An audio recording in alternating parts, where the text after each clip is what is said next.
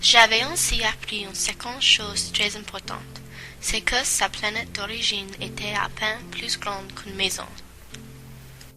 Ça ne pouvait pas m'étonner beaucoup.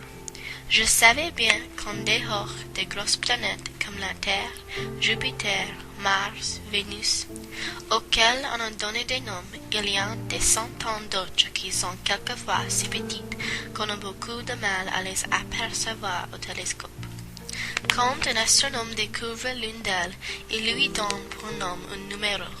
Il l'appelle par exemple l'astéroïde 3251.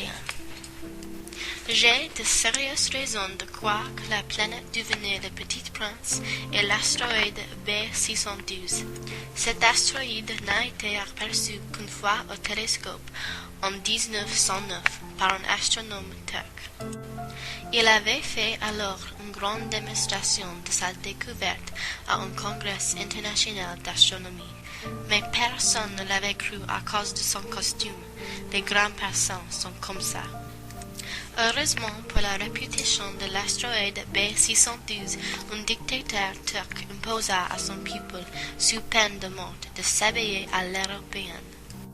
L'astronome refit sa démonstration en 1920 dans un habit très élégant.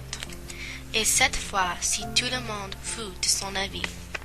Si je vous ai raconté ces détails sur l'astéroïde B612 et si je vous ai confié son numéro, c'est à cause des grandes personnes. Les grandes personnes aiment les chiffres. Quand vous leur parlez d'une nouvelle amie, elles ne vous questionnent jamais sur l'essentiel.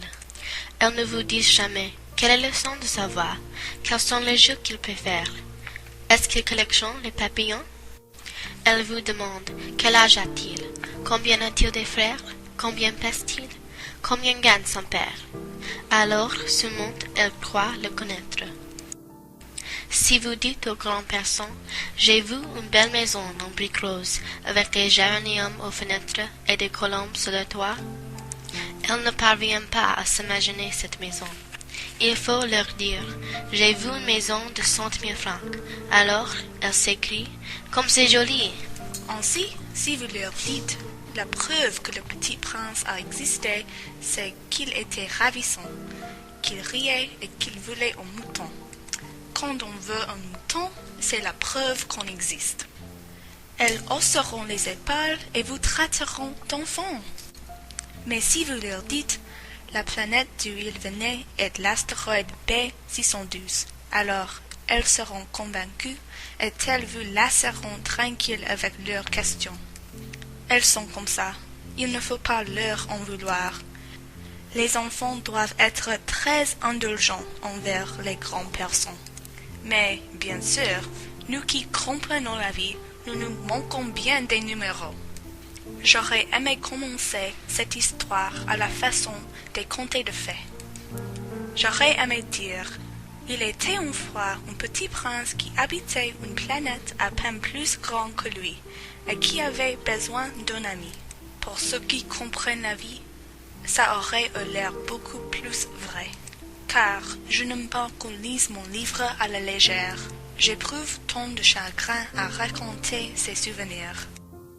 Il y a 6 ans déjà, quand mon ami s'en est allé avec son mouton. Si j'essaie ici de le décrire, c'est afin de ne pas l'oublier.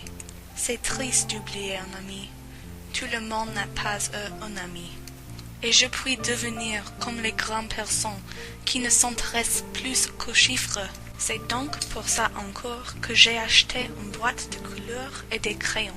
C'est dur de se remettre au dessin, à mon âge, quand on n'a jamais fait d'autres tentatives que celle d'un boa fermé et celle d'un boa ouverte, à l'âge de 6 ans.